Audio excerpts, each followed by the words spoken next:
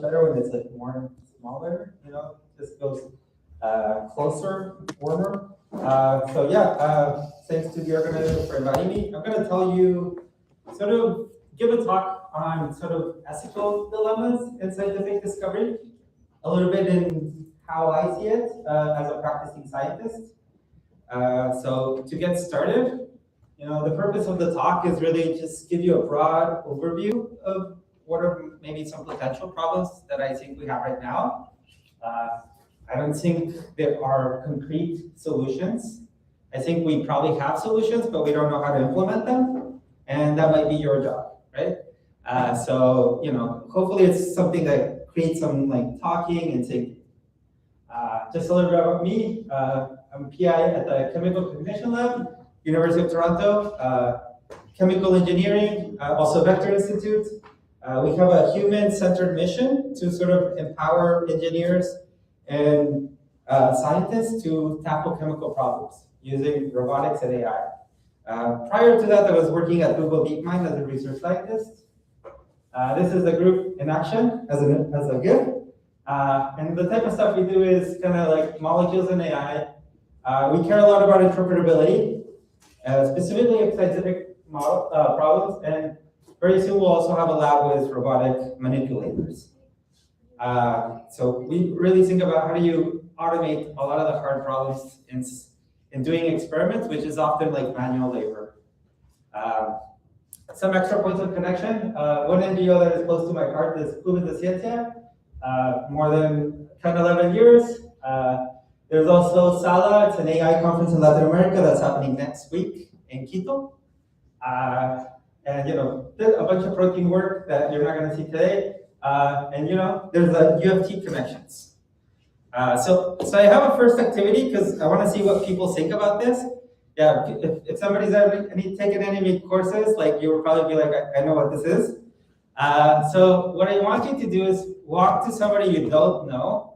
I already know who knows who based on spatial proximity. So just talk to somebody you don't know, and this is your prompt.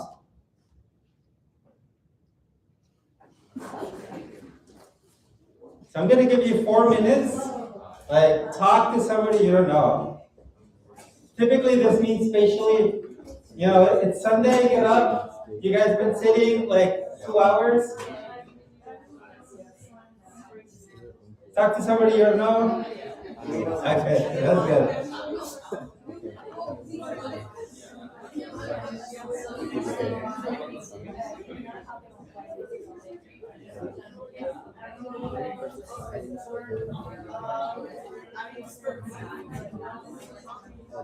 Expensive and so I guess recently people was talking about the chemistry and how to advance chemical research because we recently started I think that is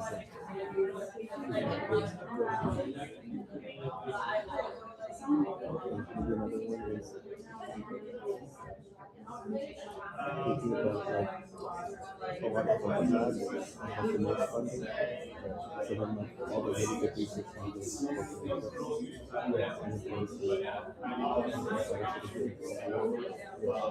we're just the ones getting and I think, the same thing is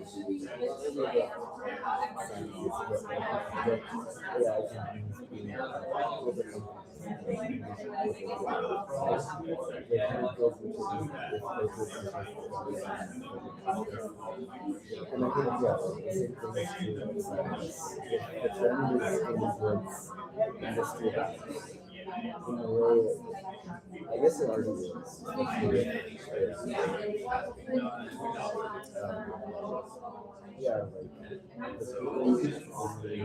deciding what kind of science is being done are doing it for this I guess I don't know how much I doing this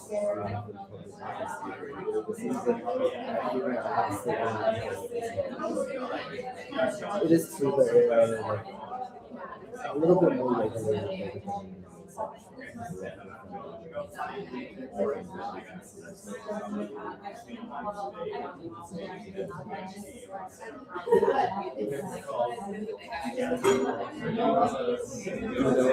like steps people are taking to try to make sure this goes well?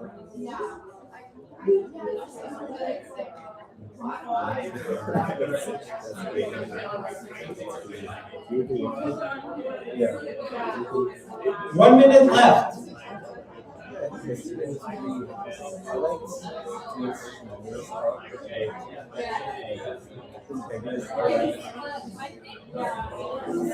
Like he was basically advocating for this public AI model.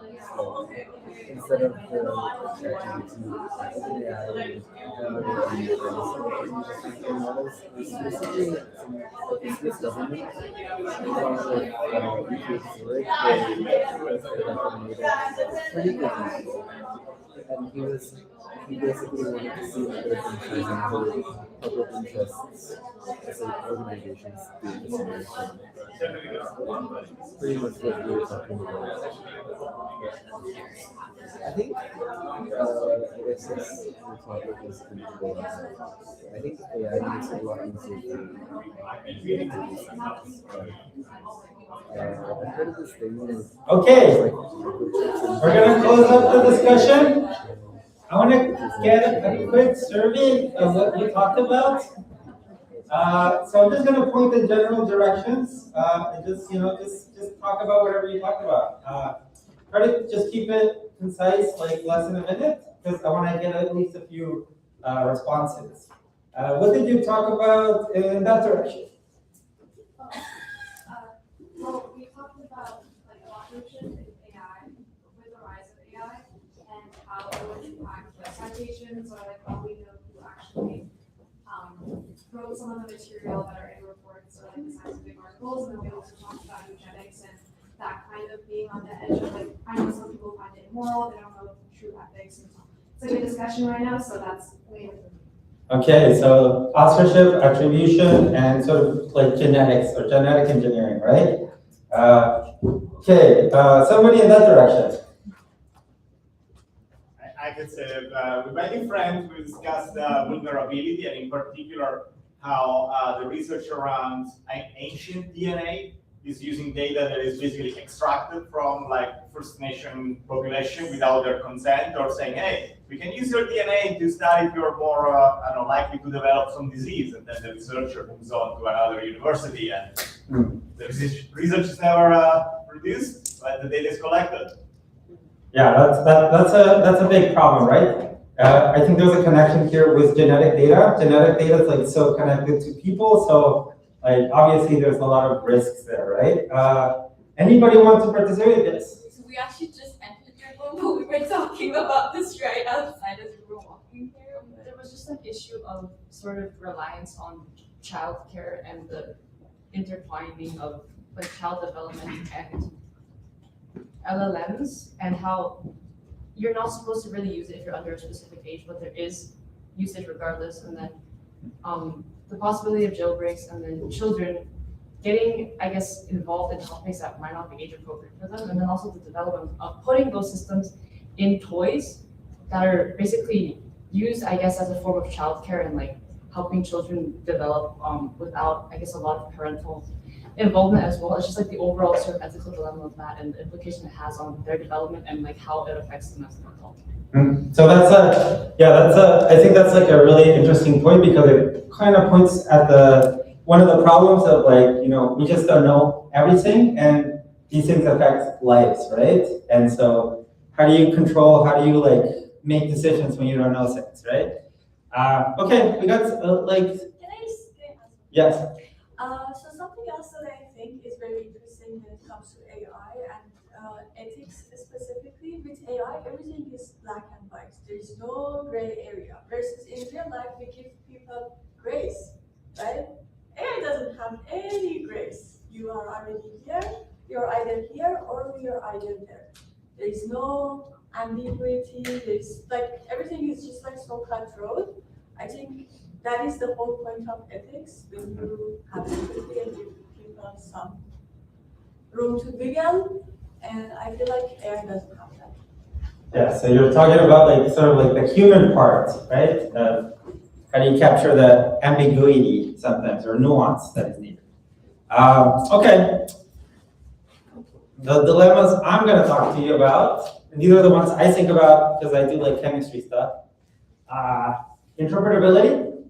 Often, how do we know that what we know when we make a discovery? How are we actually certain? I think that connects a little bit to this point of like, we're making a claim. How do we know that this claim is actually true? Generative AI. It's how do we can now supposedly make stuff and supposedly like make things that are really bad or good, and how do we do it with these new tools? And sort of like when you're actually doing a scientific discovery campaign, like what is like you have a lot of data problems, and sort of what are the real constraints that you might have in a scientific discovery campaign. So let's just start with the interpretability part. I think it's good to just have a few definitions of interpretability. There's many ways of saying it, but I like the last one the most. Is sort of like the science of understanding AI models from the inside out. These are all just kind of like different ways of saying like we just want to know why decisions are made. And so one of the cases I care about is one of the things I study is olfaction, so smell. Smell is our chemical sense in the same way that webcams are sensors for light, or nose is a sensor for molecules. And so one question I might have is like, and that people sometimes are not able to answer is like, why does a molecule smell like rose? Why does it smell like vanilla? Why does it smell like something else? What part of the molecule is making that? So it's a mechanism, kind of like we don't know why things smell. So typically we'll build a model and it'll like answer this question. And this and the way that people historically have come up with these explanations is there's this Boolean's rose rule. It's like from 1973. It first appeared in like some like written letter that Boolean sent to one of his friends. It's really hard to track down the actual like scientific paper that talks about it, but like he's sort of found this pattern that he says like when you have this group of molecules and it's close to this other carbon chain and it's close to this other group, then it tends to smell like rose. So it's like this combination of concepts. And so what you would have to do if you really want to test this like series, you would have to kind of make new molecules that fit this like pattern and see if it actually gives you new rose-smelling molecules. How can we do this like now? How can we find these explanations now today? Especially we have AI models, supposedly we have interpretability tools. Can we just extract, kind of these rules? One of the things we can do is, and one of my favorite things to do is like any modeling is use linear models. Linear models are great because you can grab weights and you can kind of interpret them. And typically higher values in the weights are going to tell you that they're important, and the sign is going to tell you good or bad. And so typically we can represent the molecule as like, does it have this graph? Does it have this other subgraph? That's one way we can represent it. And if we train a model to predict this, we might be able to get, how important is it? We might be able to recover sort of this explanation. And this is how you would do it. You just get your model, and then you can highlight the parts that actually are like relevant. And you might be able to build that explanation based on that. This is still hard because what can happen is these models are trained on data, and data is not perfect. So what can happen is we can have a co-occurring feature. In this case, we have this little ring, and it co-occurs with the ring plus this extra element. And if the data has this co-occurring element, our model might, quote unquote, think that it's actually because of this bigger element instead of the ring. And so when we actually get a new data point and it doesn't have this bigger element, it might be an incorrect prediction. It might give you a wrong explanation. Your model is trained on biased data sets, and no data is perfect, so there's always going to be biases. So that's one problem. This is like the same problem that people have found in computer vision.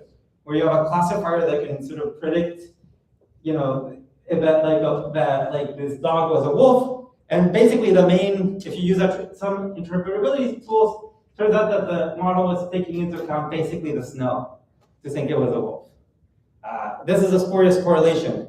Sometimes there's extra information that our models are like focusing on and that give it signal to make predictions. And it only happens until later, right? Other problems is our models are not perfect. So can you trust a model that does not give you perfect predictions? And our explanation is supposed to be, you know, if you have a perfect model, is a model going to give you perfect explanations? Likely not. You could also ask the question, if you have a really bad model, random model, is a model going to give you random explanations? Turns out some models can give you good explanations even if they're random. So it's just, you know, this is just an extra layer of complexity. The other part is we're not often dealing with linear models. We have more complicated models. And so if we apply an interpretability tool, now we're kind of relying on an approximation.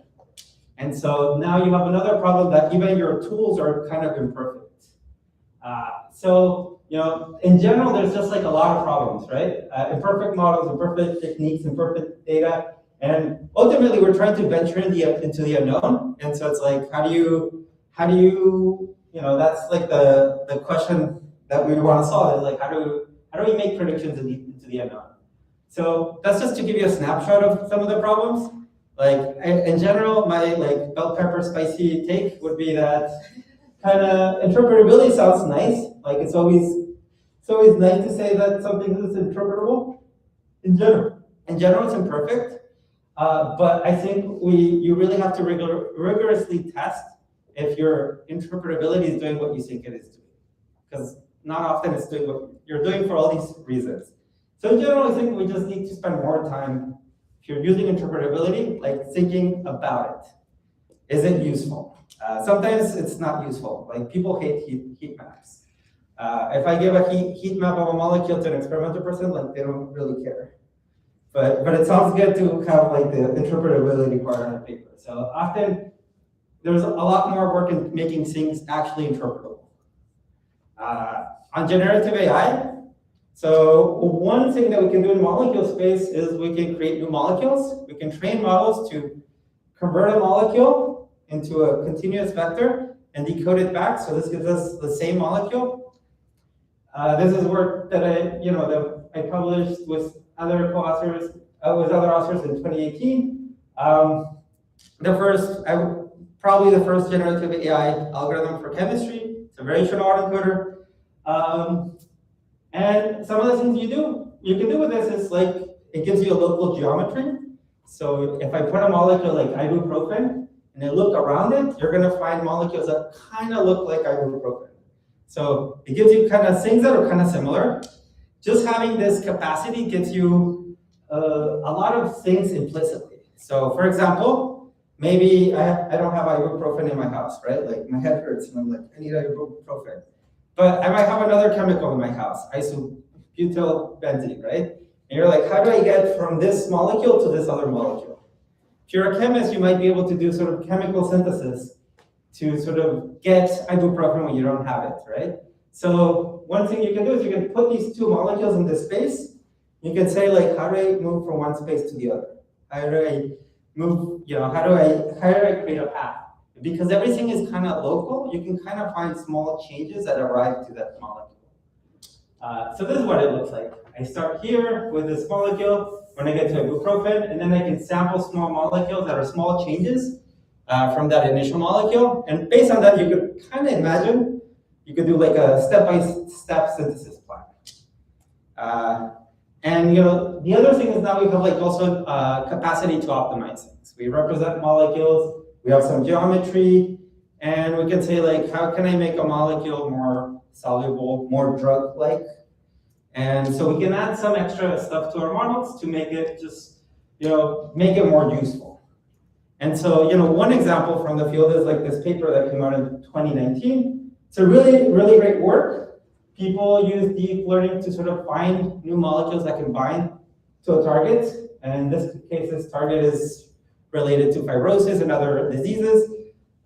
They build a generative algorithm, generates a new molecule, a bunch of molecules that are drug targets or drug candidates, and they actually test it out in a lab. It's really it's really incredible work. They do it in like 21 days. Part of part of it was possible because because a lot of the work was led by in silico medicine. And when these models came out, there was also a lot of critiques. So some of the critiques, I think Derek Lowe from In the Pipeline has like a blog post around pharma-related things. I think he's really good. He has always opinionated takes. So like this is his opinionated take. Exactly when that paper came out is like, has AI discovered a new drug? Like guess, like if you have to make a question, it's probably no. I think, sort of what they found is that a lot of the compounds that were suggested were like very similar to things that already existed. And so then it begs the question, like, could you just ask a chemist to sort of propose the same thing? Do you need AI actually to do this? The other thing is sort of, the media coverage was less grounded. You have like, it's a company, they want to make money. So you want to make good PR for when you're actually spending money to do things. So, you just have to be critical when there's a lot of quotes.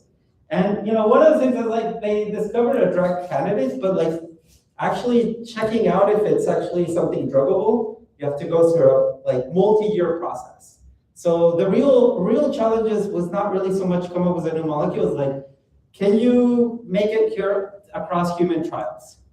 Like there's so many other complications to get to actually solving disease. So sometimes it's like claiming victory too early.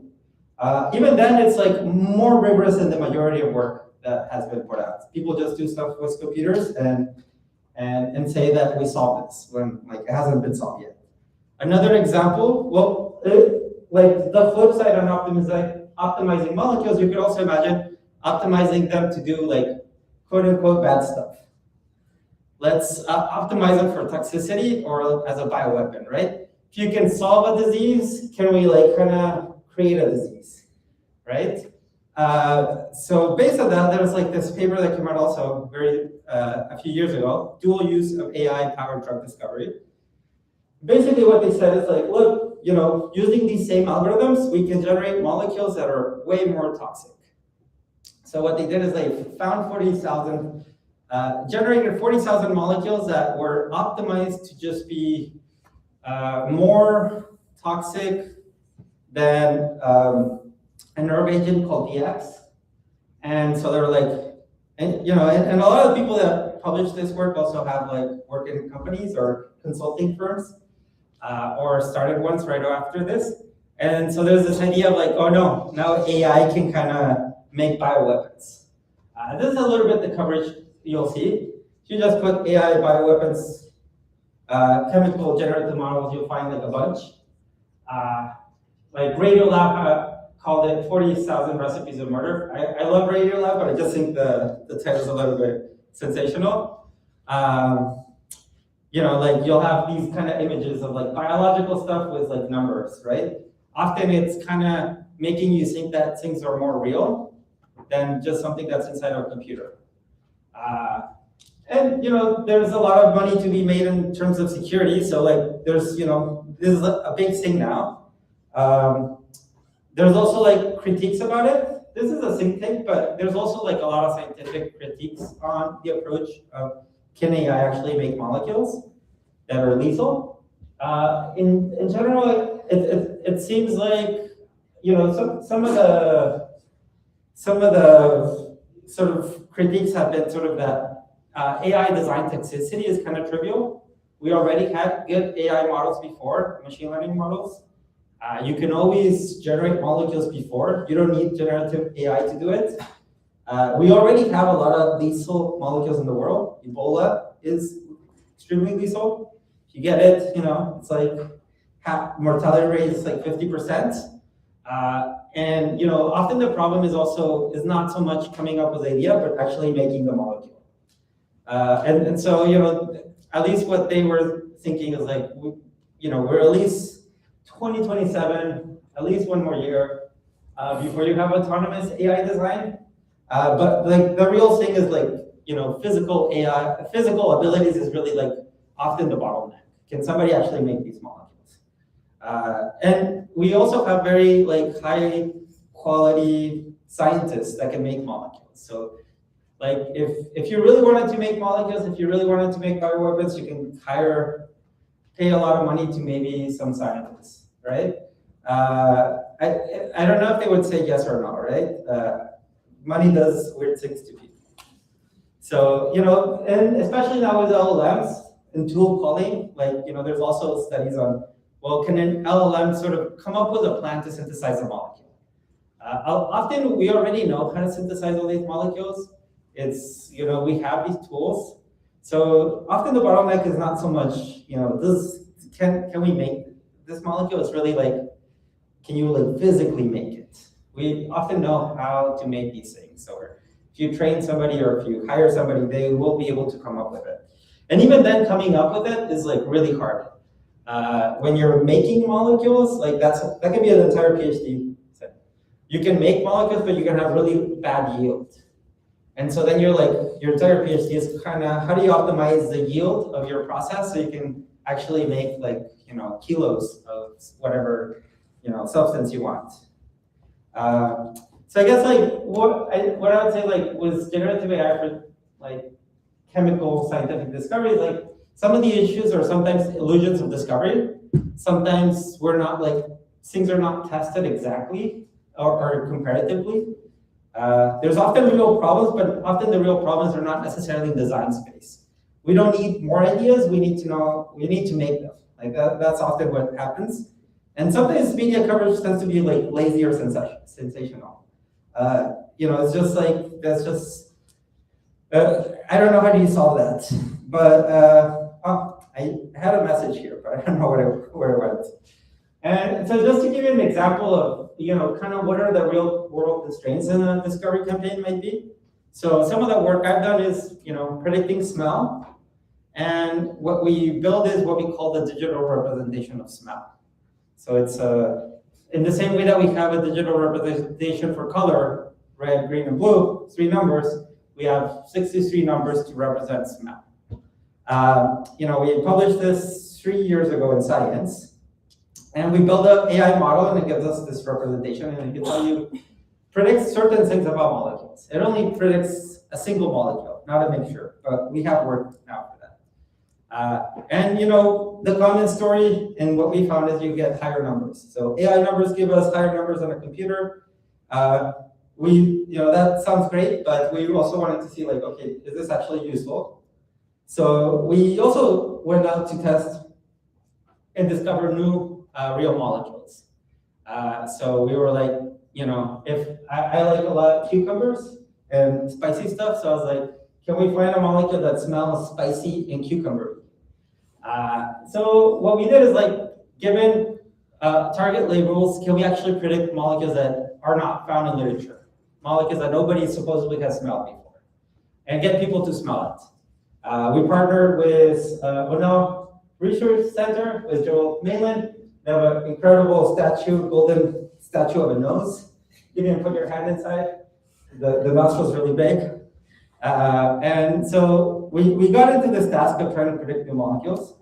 And then you get real world challenges, these molecules can be toxic. You're gonna get people to smell these things. We were working at Google at the time, so part of it is like, we don't wanna lose our jobs, so we need to make sure that, for PR purposes, Google doesn't, get bad PR around toxic molecules. We also want to make sure that they're like safe and environmentally friendly, and there's like storage, shipping. So there's like so many things that can go wrong. And then we train our models on professional perfumer data, but then we're like testing it on people from Philadelphia that are trained, right? And we're buying these molecules from eMolecules, which is like the Amazon of molecules, but for drug discovery. Like this is not really the same as like fragrance molecules. So there's a data set shift. And overall, there's like molecules and trained human labor is expensive. So we were trying to really optimize how much money we spend on molecules because we have to justify what we're doing to somebody. What does the molecule discovery pipeline look like? You come up with an idea, you make it, and you characterize it, and you then do like all these like iterations on that. The dream would be like you can kind of do all this part with an AI model, and you'll be able to do this with like AI and automated robotics. So like a lot of the real problem will be like finding problems and setting them up in such a way that you can sort of have automated systems that help you do this. But the reality is that there's like so many failure modes. Like, is it in stock? When we were buying these molecules, a lot of the molecules come from Ukraine, and so the war was just getting started, and so there's like these big like scarcity problems around a lot of chemicals. Then you will also have a lot of problems around different models, intuitions, and ultimately somebody has to make it, so you have to convince somebody to make it. Even if you're paying them, you still have to convince people to make things, so it's all hard. And we're trying to measure something that has a lot of noise. When you smell stuff, if you ask somebody, they're gonna tell you different opinions, right? So it's a very personal, qualitative thing we're trying to measure. Because we wanted to be like very clear around our challenge or our claim, we were like, well, we need to simplify all these decisions so it's like as easy as possible, so that it's more clear that our scientific claim is like very simple. And so basically we decided we need to find things that are very novel, very diverse, and surprising. And this is also like based on sort of some of the feedback we saw from a lot of people in the field. The same critique that you have from the bioweapon stuff, or not from the molecules that were discovered. They were like, this looks too similar to things that already exist. So we're like, we need to find a less similar thing. So based on this, we sort of created a bunch of, we decided we needed to pick 400 molecules. We did a back of the envelope calculation that this is how much money we had and how much data we can collect at a reasonable, in a reasonable way, and that gives us enough statistical power to make a claim over the best previous way of doing this. So we intentionally, this is our training set. We intentionally carve out a space where every molecule we pick has to be intentionally different from everything we trained it on. We also, we carve out spaces that are sort of diverse in this space. And then for every molecule we pick, we try to find something that is intentionally, structurally different, but should smell similar, and something that is structurally similar and that's structurally similar, but smells very different. So this is a case where just changing this double bond will make it odorless. So this is like a big change in functionality. So we wanted something that was very challenging. And the extra challenge is this was happening during COVID. So this is like what a box would look like of all the molecules that were labeled. We did it across 8 rounds. People would get these box of molecules, and they would they would smell them. And this was like all online. And we have to measure that, like, kind of that people are reliable. Like, what if somebody got COVID and they can't smell anything?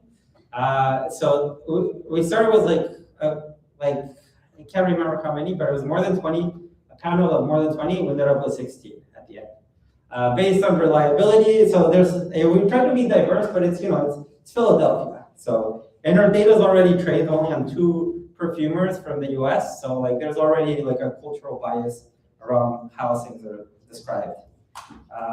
Kind of what we find is basically, our model could make predictions that is better than any single person in this panel. So what we could claim is that, if we can predict better than any single person inside of this panel. But once 2 people work together, they're actually better than our model. Just getting more people makes you get more reliable things. So, there's still room for improvement. And sort of what we tried to also show is that you couldn't do this 5 years ago. If you use like the best AI model, you use the best whatever, like you wouldn't have been able to do it. So we wanted to show there was a clear difference in terms of technology. So it's very comparative. We allowed 2 models to compete, like something that was state of the art 5 years ago and ours, and we gave them the same opportunity to do the same thing. So something we did is like really this rigorous comparative part. Yeah, so I guess like, yeah, in general, what, like science is hard. And often, when we think about these things, we have to think about how do we create these stress tests to sort of, we're trying to trust these things. And so the more you test them out in very weird ways, you can just build a little bit more trust, and it just requires many iterations. In general, doing rigorous work is really expensive in terms of time and cost. This was like 5 years working on this. And often data often solves many issues. If you just have bigger data sets, that's often the real thing that solves it, not so much AI models. A lot of these issues in some ways disappear with money. If you have more money, you can collect more data, you can do more rigorous testing. But I don't know if I don't know if scientists need more money. I mean, there's always many caveats to that statement. So it's complicated. But yeah, so this is just like a broad sort of swap of how I think about these things. The closing thoughts is I think science is a human practice. So what this means is because it's human, we're going to have problems. They're not going to disappear. There's always going to be problems. AI exacerbates some of these problems because everything seems more magical. So you have a lot of big claims that sometimes are not well tested, or there's not enough time to test them, or not enough resources to test them. A lot of labs would want to create generative algorithms for chemistry and would want to test them out, but they don't have the resources to do it. And often we already know what the solution for these problems are.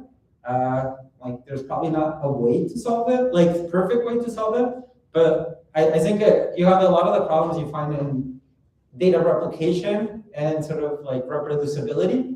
It's not so much that we need more tools, or maybe sometimes tools help. It's more always a culture problem. How do you align a lot of people, right? You can think about researchers, scientists as kind of like cats. And how do you herd cats? It's kind of hard. Everybody wants to do what they want, right? And despite all these things, I think that it's still useful and valuable to really think how do you create more equitable systems and all these things, right? Yeah, so any questions?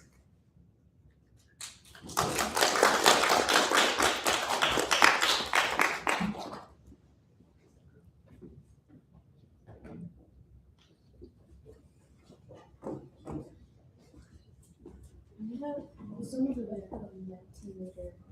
questions.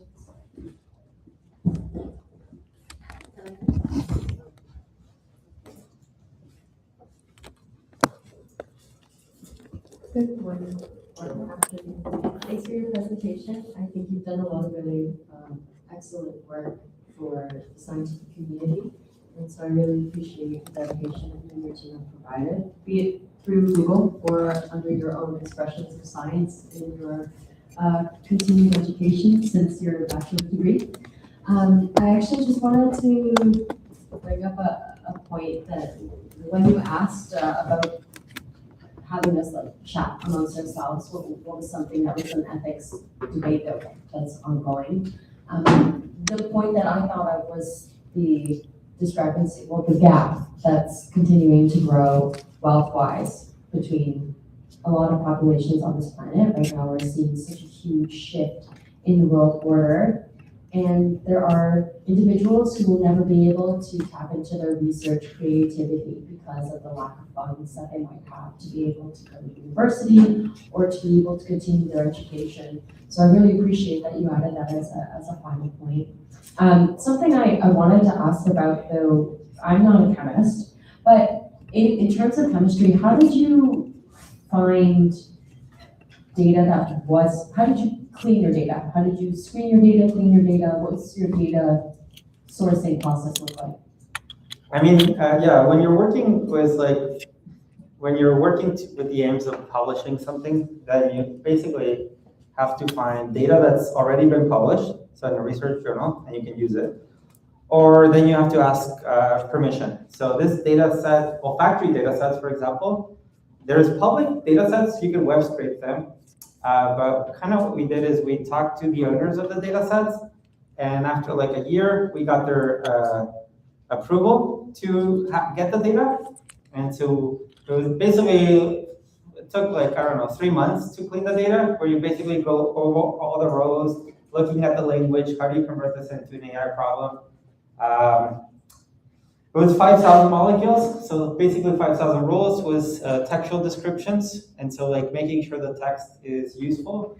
Yeah, and then we like made it available. So like, yeah, that's I think that's typically how people do it. You either, yeah, like it always has to be published mostly. Sometimes you can web scrape it, but it really depends on the type of data you're web scraping and the licenses from where you're web scraping stuff.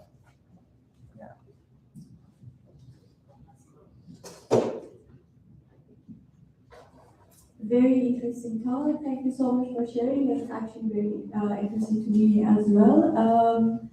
Knowing a little bit about olfactory and like how smell affects us, I was just wondering because it's the easiest way to manipulate hormones and like ANS, all that stuff. So I just want to know, how do you check for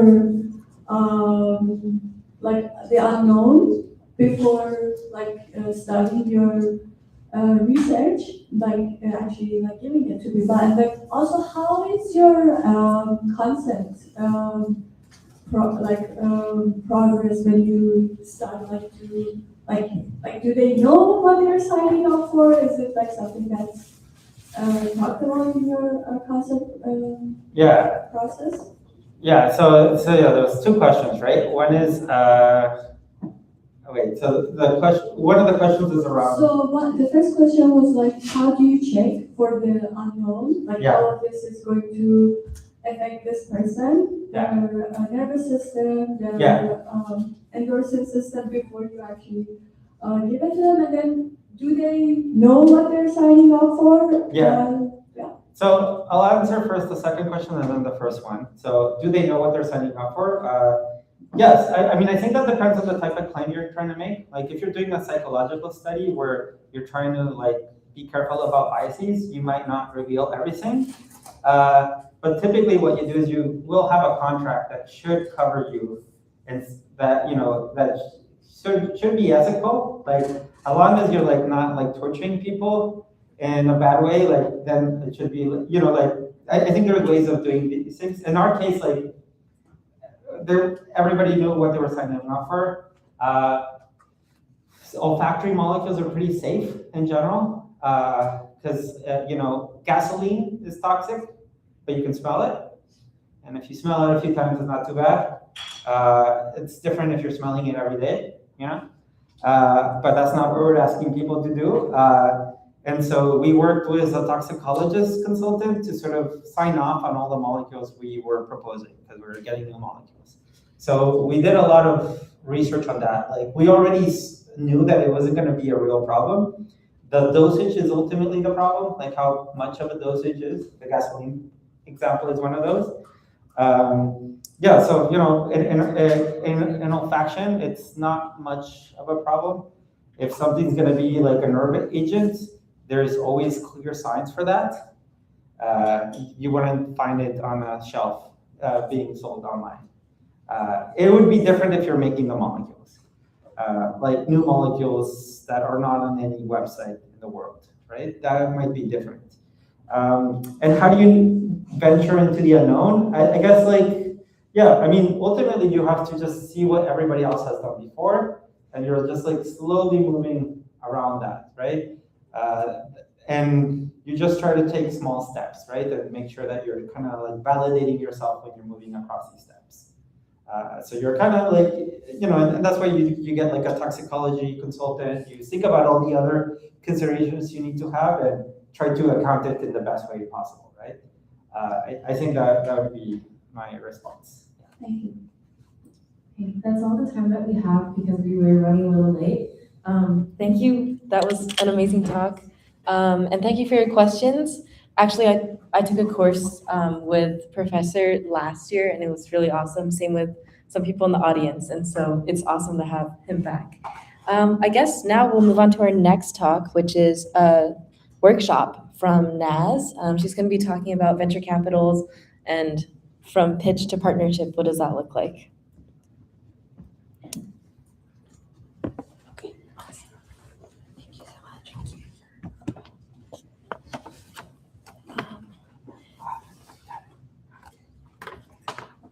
Do I just like tap there? Yeah.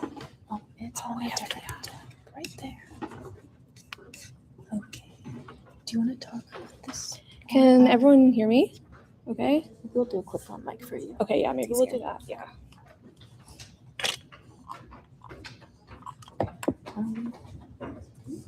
Can I see what your necklace? Yeah, it should be okay. We can try that, or we could like even clip each other. Okay, that's awesome too. I think that could be okay.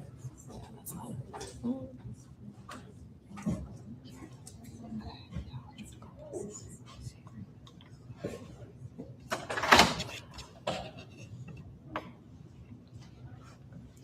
Do you want to try to? Hello?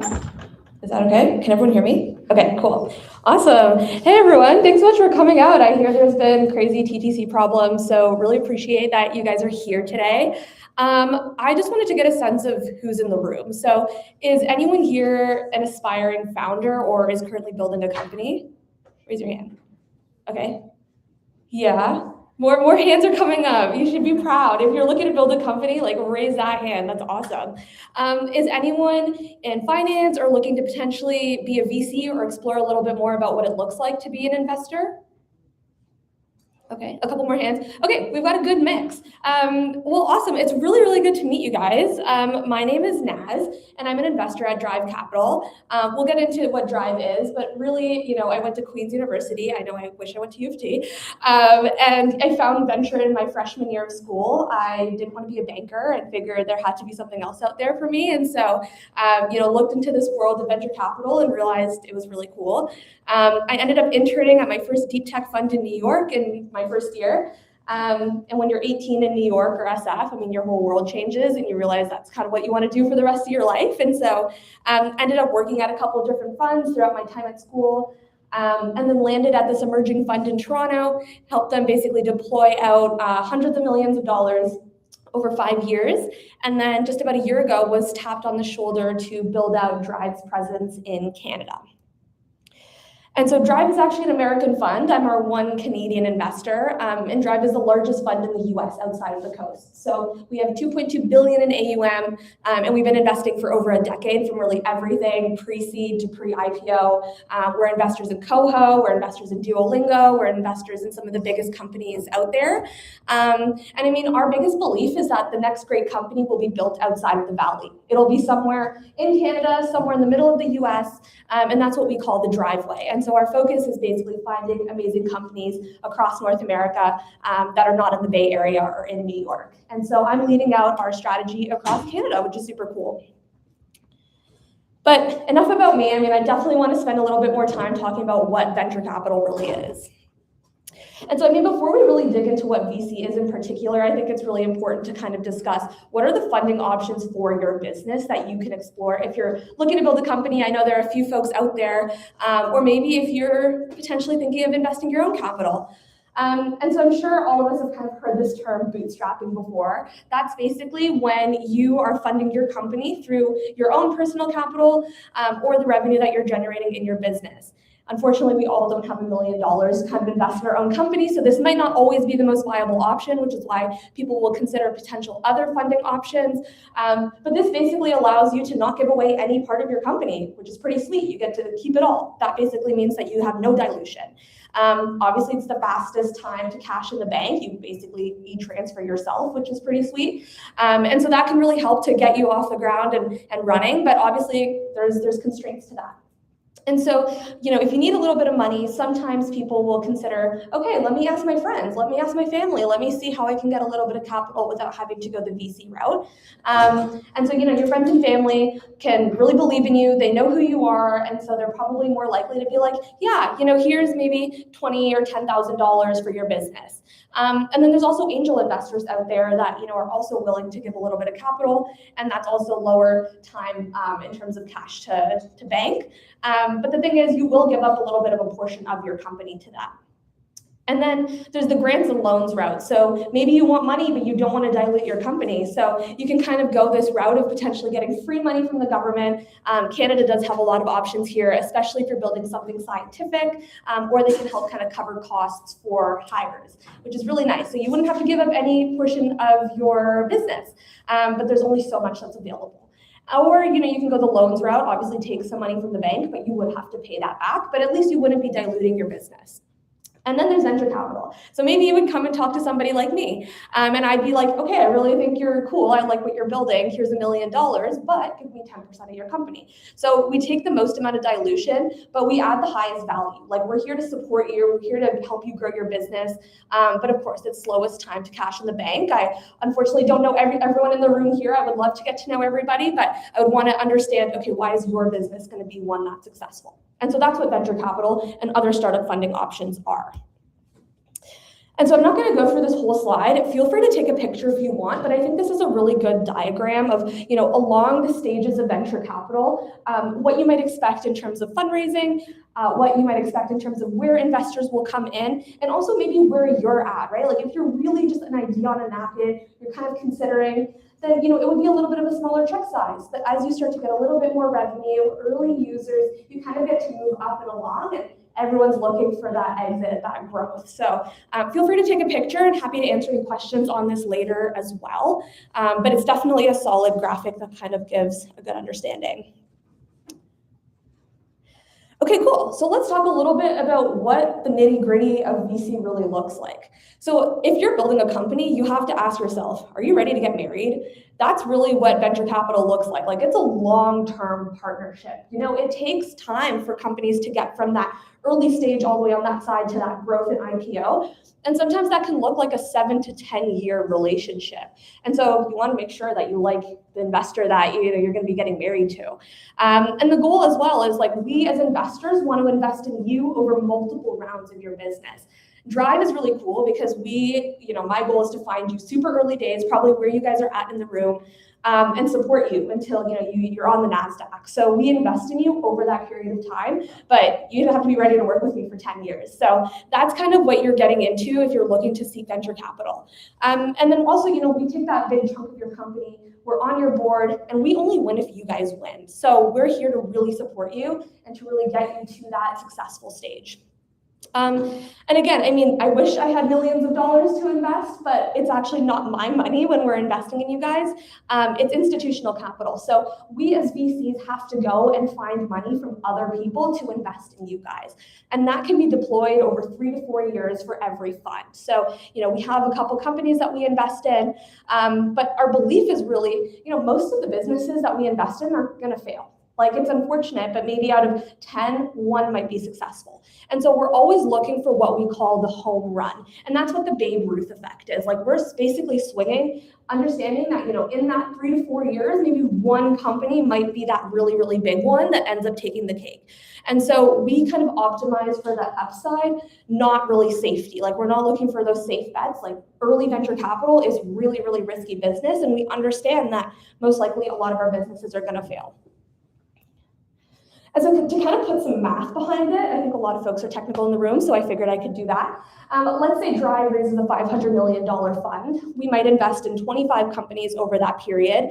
And we need to return money back to the institutional investors that gave us money, right? So we often, maybe investors are looking for 3 times the fund back. That's $1.5 billion back to investors, which means that one company that we invest in over the 25 might need to be worth billions of dollars. That's basically how the math looks. Obviously, there'll be some companies that have maybe a $200 million outcome or maybe a $500 million, but it's easiest when there's one company that is just like absolutely crushing it. So that's kind of how like the venture mentality is. We know that most companies and most investments are unfortunately going to fail, but we look for that one really awesome one.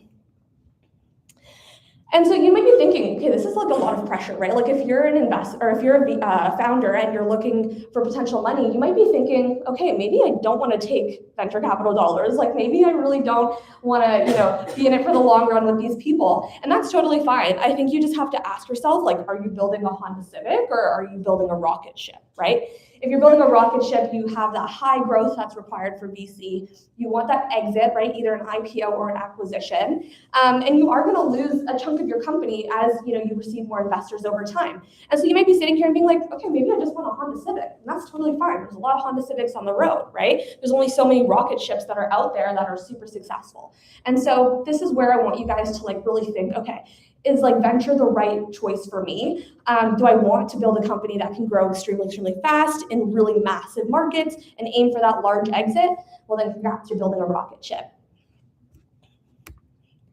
Okay, so I think we talked a lot about what venture capital really looks like, but how do we as investors kind of decide what are those 25 companies that we want to invest in? We kind of think of it as these generic startup pillars. There's a lot more that goes into basically determining what we want to invest in, but for early stage investments, which is what my expertise is, we kind of look at these 3 core pillars. VC evaluating is literally like dating though. We are experts at spotting red flags. I can spot a red flag a mile away. And we don't just date potential, but we consider it, right? When you're evaluating someone to potentially date, you can maybe see that they could be a 10 out of 10 down the line, but maybe they're a 6 right now. No, we want to literally date people that are awesome at the get-go, but obviously consider that, they have that potential. And it really is evaluating companies is scrolling on Hinge or Tinder, right? Catch my eye, please, because I look at thousands of companies. I've looked at dozens and dozens every day. And so I don't have time to read every single line in your deck or every single word that you say. I want something that is really, really interesting, something that is really going to catch my eye. And we'll get into some of those pieces that, are really interesting, but it's also the chemistry that matters, right? Again, this is going to be a relationship. And so we want that long-term compatibility. We want to make sure we jive together, make sure that, you're someone that you want to grab coffee with on the weekends. And so it really does take 2. I know I'm talking a lot about how VCs will evaluate companies, but you guys should also be evaluating us, right? You want to be able to work with us. You want to believe that we're there to support you. And so that is kind of how it's a little bit like dating. Okay. And so, again, what do we really look for when it comes to the companies that we're investing in? The 3 pillars are team, market, and product. So for the team, it's reflect inwards. Why do you actually care about this problem? Is this just kind of a sexy market that, you're seeing other people build companies in? Or do you actually really, really care about this problem, intrinsically? That's going to come out, when you guys, pitch us. And then also, what qualities make you, the most likely to build a successful company? Is it, maybe you saw your parents struggle through this problem, maybe your parents are accountants and you kind of saw them struggling through this, as you were growing up, or maybe you're studying chem eng or something and you want to build a tool that you've kind of seen in the lab that is solving a problem. And then how have you really validated it, right? How have you basically figured out that this isn't just a problem that you guys are facing, but that other people, ideally hundreds, thousands of people are facing as well. And then the market. So why is this the biggest problem for your end customers today? Has this problem existed forever? And, there hasn't really been a solution? Why is now the best time? I think a lot of the reasons right now is probably AI and technological advancements, and we don't need to just use Excel to solve problems, but is there more to it than that? Is there more than just, okay, AI can plug this gap? There's other tailwinds in the market. And then product. Why is this a tool that people are actually going to want to use and want to pay for? What are the unique features that you have, and who are you selling it to that is very acutely ready to use that product? And so, when you're kind of thinking about team, the product or the market you're selling to, you can pivot that, but you can't really change who's on your founding team. Of course you can, we see founder breakups happen all the time, but that can be messy, that can be hard, especially as the business starts to grow. So really think inwards and look at yourself and look at your team and think, okay, are these the people that I want to, be in that long-term 7 to 10 years with? Can you stand to work beside this person in an office for, a decade? Those are questions that I think not a lot of folks really, really think about. They're so ready to build a business, but they kind of forget to think about who they're building the business with, right? And then also look at yourselves and think, okay, where are gaps within our team? I really understand like what domain expertise you guys have. Are you really good at finance? Are you really good at the technical side? Okay, boom, we're a match made in heaven. Or are there gaps that exist, right? And that's totally okay. Like no team is going to be absolutely perfect, but maybe that's a good opportunity for you guys to bring on investors or strategic advisors that do have the domain expertise in that category that can help kind of plug those gaps. Okay, market. So this is a little bit of like an exaggeration, but it's kind of easy to think about it when we think about like a 30 million, I don't know, can you guys see it okay? It's like, no? Okay, it says 30 million, 300 million, and $3 billion, okay? So a $30 million outcome will be something like a feature, right? Like maybe you're using someone's platform to get users or revenue. A business is like healthy business, maybe a little bit better than a Honda Civic, but not a rocket ship. And it's features that are offered as a standalone company. You'd have a $300 million outcome, not horrible. And then you have the $3 billion, right? Like that is you are basically the platform that people make money on. You are the one that, people rely on and monetize on and really can be successful on. And so I wanted to ask you guys if we could maybe get some examples of companies that fit in each category. So can anyone think of someone that would fit in the $30 million category that would be like a feature?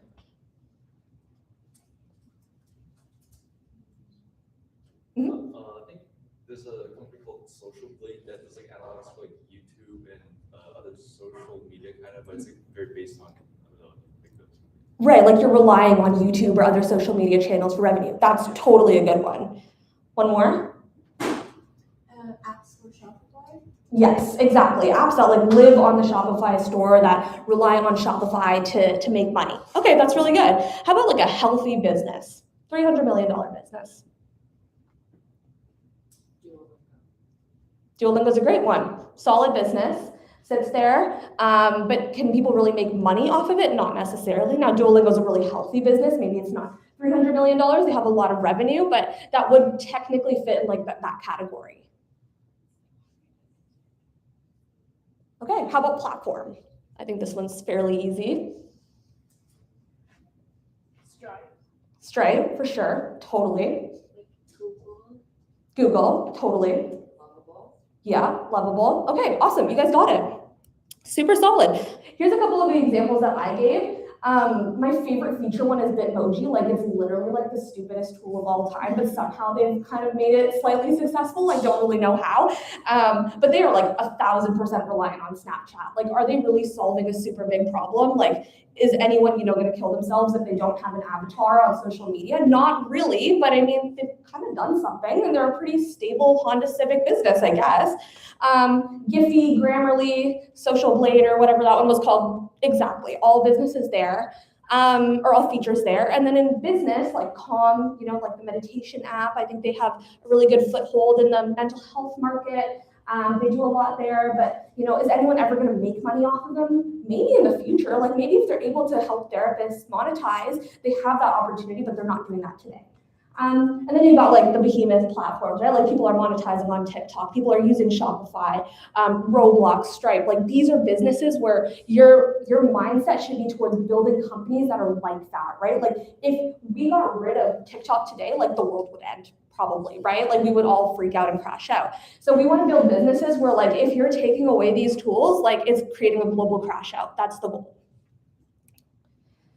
So yeah, basically like to summarize what I just said, like if you want to take away their tool, it hurts really damn bad, right? And we want to understand why now, like why this company has the best shot of succeeding in this market. As TikTok, for example, right? Like I think TikTok was incredibly timely for the world because Musical.ly was existing. I don't know if you guys remember Musical.ly, that was like a crazy tool. But that was gone and people wanted to monetize, people wanted to create content. Instagram could only reach so many people, the algorithms weren't so great. And so TikTok came in and basically filled this gap during COVID, right? That was another big tailwind. And it really gave them the best shot to succeed. I don't know if TikTok would have been successful pre-Musical.ly. I don't know if it would have been successful at the time when Instagram was just coming online, but it came in at a really, really good time. And so when you guys are building your businesses, really think, okay, beyond AI, because everyone can kind of build a tool with AI now, what else in the market is happening that is really causing you guys to have a successful chance at building this business? And then we always talk about the painkiller versus vitamin kind of analogy. Like, vitamins are nice to have. I mean, maybe you guys take a multivitamin, or maybe, you know, you consider one. But if you're having a really bad headache or you're really sick, you're going to buy that painkiller. You're going to pay for that. So that's how you want to think about your business being really, really critical to the people. Okay.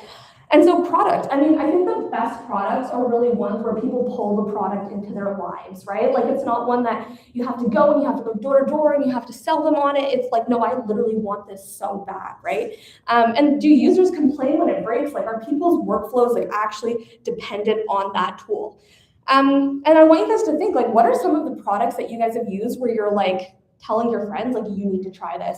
I know, like, I shared my Spotify Wrapped with everyone under the sun. Claude Code and Claude Cowork is one that just came out that is like so baller, and we're all like obsessed with it. I know Art came out a while ago that people absolutely love. Strava is one where you have to invite your friends on. Like, what are some other tools that you guys have, you know, shared with your friends that you're like, holy shit, like, this is so awesome and I love this? Letterbox. Yeah, Letterbox is a good one for sure. This is so basic, but like Google Docs. No, literally, Google Docs for sure. Super, like, everyone works on that one document. You can't just work on Google Docs, but also work on like Microsoft Word and also work on like Teams stuff. Like, you need to live in that shared experience. That's another one. It's an app called Craft. Okay. And actually, prior to Cowork and Cowork coming out, like Claude Code and Cowork, Yeah. you know, they implemented an AI, like, it's basically like Notebook LM by Okay. Google, but it's by Craft. And Oh, it's cool. prior to Notebook LM being released. So they have their own personal like AI assistant, reads all your documentation. Mhm. But I never hear anybody talking. Oh my gosh, well, girl, you gotta share it with people, right? Like, get people on it, because this could change people's lives here, right? Like, that's how it starts. That's like the network effect of tools, right? It's like a lot of these things, like Strava would be nothing without other people sharing it. Spotify Wrapped would just be like a silly little feature that exists. Like, it's about that like virality. If you're building a consumer tool, for sure. I mean, Claude Cowork obviously is one that's like a really good B2B tool, but kind of thinking about like, what is something that like when people use it, they're like, okay, my workflow and like my life is gonna live here. And like Google Docs, I think that's a great example, because you're like inviting other people to collaborate on that like shared workspace. So build a product that is like that. Okay, so it's your turn, guys. Are you guys ready to be an investor? Okay, so you guys have one check, and there's 3 companies, and you can invest in any of them, okay? Company A is an online tutoring marketplace. So they're generating $80,000 of monthly revenue, which is really solid. They have 5% month-over-month growth, and they take back 20% net margins, and their market is the North American high schools market. Company B is an AI infrastructure tool for healthcare providers. They're only generating $5K of monthly revenue. They have 30% month-over-month growth and 12 pilot customers because they're a B2B company, and they sell to the global healthcare system.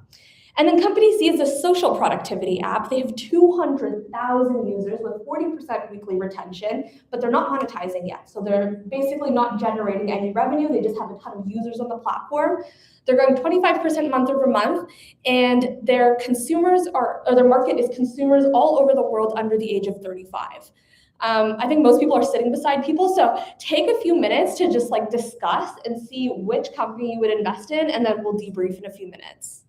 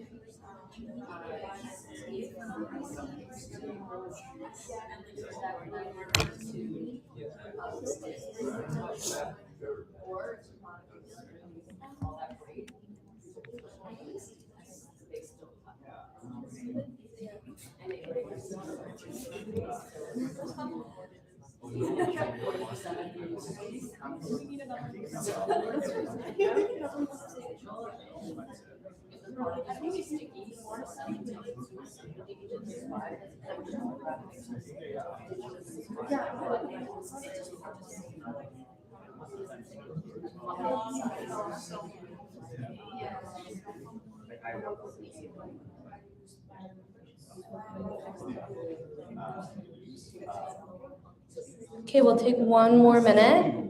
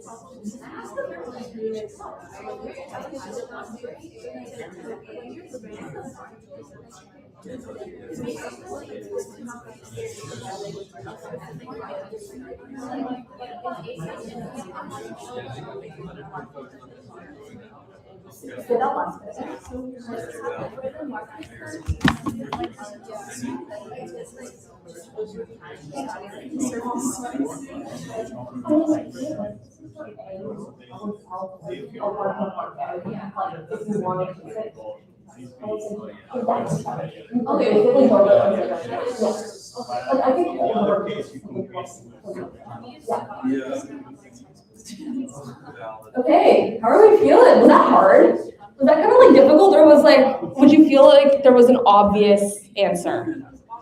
Okay, you feel like there's an obvious answer? Let's see, I'm really curious to hear what people, okay, let's do this, because I don't want anyone to feel embarrassed. So I want everyone to close their eyes, and I'm gonna have you raise your hand for the company that you said, and then I'll let you know what like the general consensus was. So everyone close your eyes, don't cheat. Close your eyes. Okay, who said company A? Raise your hand. Okay, who said company B?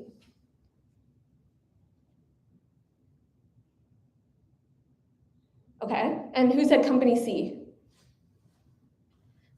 Okay, open your eyes. It's not as obvious as you guys think. Okay, so 2 people said company A, and I would say it was like, let's say there was like 12 people that said company B, maybe 10 people said company C. So let's break it down. Okay, I'm excited. Who wants to speak for company A? I know now we're feeling bad because only 2 people said yes, right?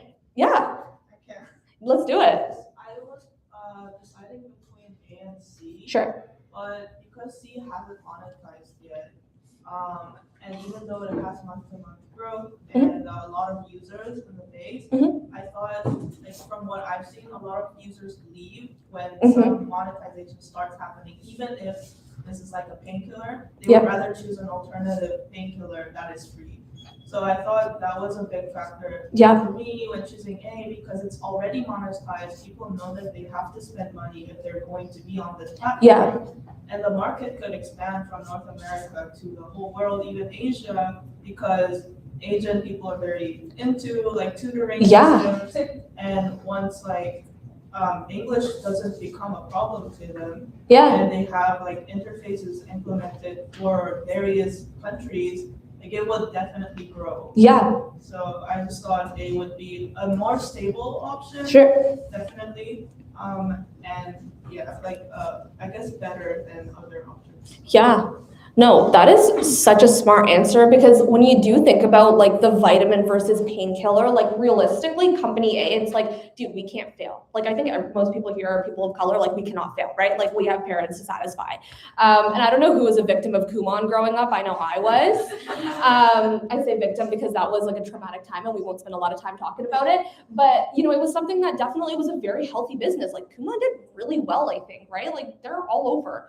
And so I think when we think about like the vitamin versus painkiller, like would you rather have someone save you from like a failed class to, you know, passing, or would you rather a social app? Like that's the trade-off for sure. And it's definitely healthy that there's revenue there, 100%.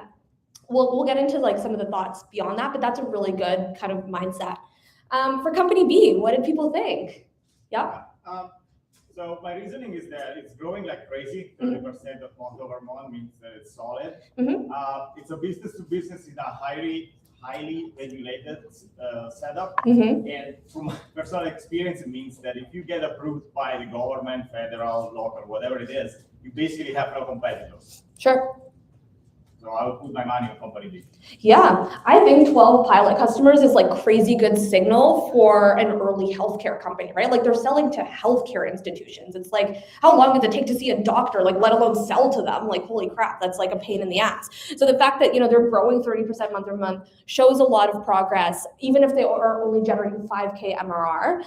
But you're right, regulations in healthcare can be the death of these companies, right? Like we kind of have this term, it's a death by 1,000 cuts in healthcare. When you're selling to healthcare, you can make it super big, and like some of the biggest companies in the world are healthcare companies, but sometimes it's just a pain in the ass to sell to them. And so that's a consideration for investing in company B.